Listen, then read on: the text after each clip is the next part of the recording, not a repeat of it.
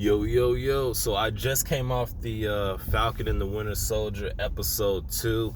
I really enjoyed it. It was nice. It was a lot more action, which I'm always for. So it kind of, it starts off, they kind of like trying to sympathize with the new Cap. Trying to make us feel like, he was just thrown in. He's not really a bad guy, but we still don't like him. We still don't like you, new Cap. We still don't. It is what it is. Of course, they brought in the black guy best friend to kind of, team up the new Captain America team. We still don't like him. We still don't like you. But they're trying to have this sympathy rollout, which I could appreciate that. I do like the little callback where he tells him, hey, things are going to be different now. You can't just punch your way out of things like you used to anymore, which is a callback to what was it, Civil War, when Black Widow told Cap, you can't, are you sure you want to punch your way out of this? So I kind of like that little dialogue. And it also shows, like, Cap really would punch his way out of stuff if he felt like he needed to. So I did appreciate that. Also, I liked a little bit of the banter between Falcon and Winter Soldier.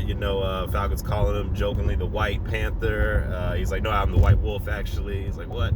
Which I hope that is going to be interesting if they continue that.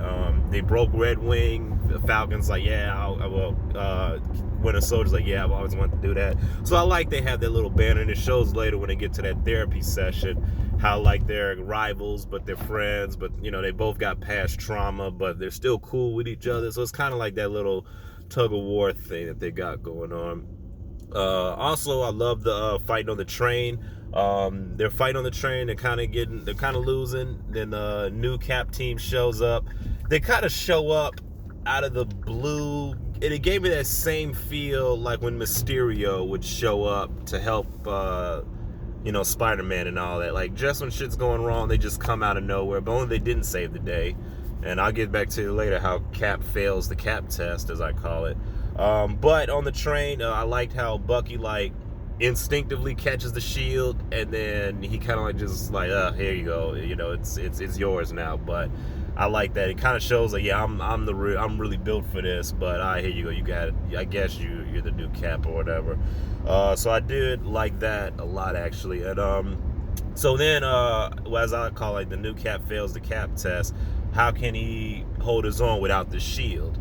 And so when he throws the shield down and save his friend who was falling off the train, the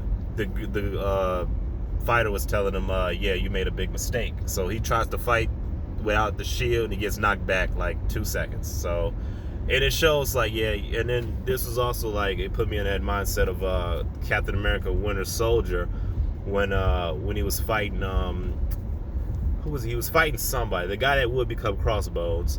He was like, yeah, are you, what kind of man are you without the shield? And then Cap proceeded to throw hands with him. So it shows like, yeah, Cap is Cap. He can still fight with or without the shield. And it also shows like, even after the events of Civil War, when Cap left the shield behind, Cap was still fighting. He was still fighting and doing what he would do and still kicking ass.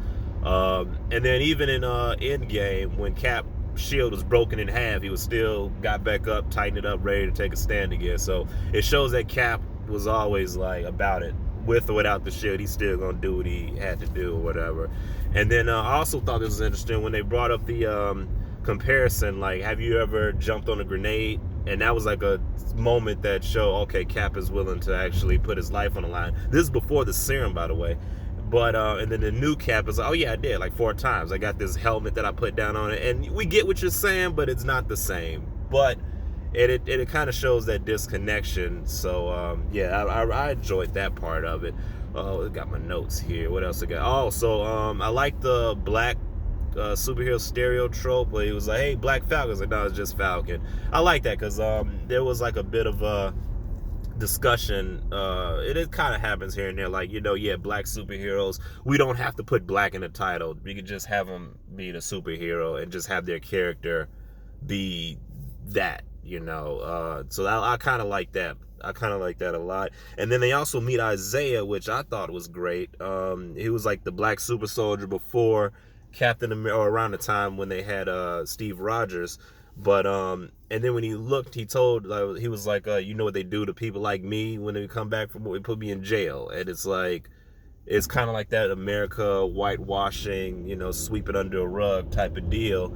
And then Falcon was, really upset. Like, you mean there's a black superhero that we didn't know about, nobody knew about it, and that's kind of like how it kind of parallels to like American history, like how you'll have like these black achievements, but they kind of just get swept under the rug. It put me in the same mindset as Uncle Nearest and Jack Daniels. Recently, Uncle Nearest, he recently just got his, well, not recently, well, fairly recently, he got his accreditations and stuff because he was like the black guy that worked with Jack Daniels to make the whiskey that we all love. But, so it's kind of like, it kind of put me in that mindset. I mean, you can do your research on it if you want to. And then right after that, it shows like the police harassment. I know people are going to be tired of, they're showing the police harassment.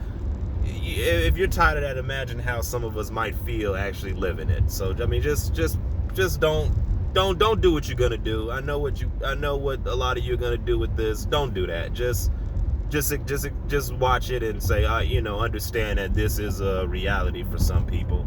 And then we can keep it moving. We don't have to, you don't have to make this a thing. Like, but anyway, so when they go to therapy, they're both like, they both kind of put on a facade. They got the staring contest, which is funny, between Falcon and Winter Soldier.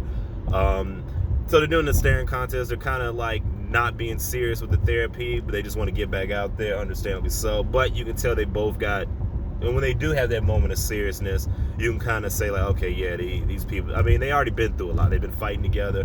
So, it is what it is. Then outside at the very end, they're talking to the new Cap and new team Cap or whatever, and they're trying to work together, but they're like, nah, we don't really mess with you guys like that. Understandably so. Like, you guys are new. You guys got to prove, you got to prove that you can hang. And then it also made me think about how New Cap is kind of like, hey, we want to work together.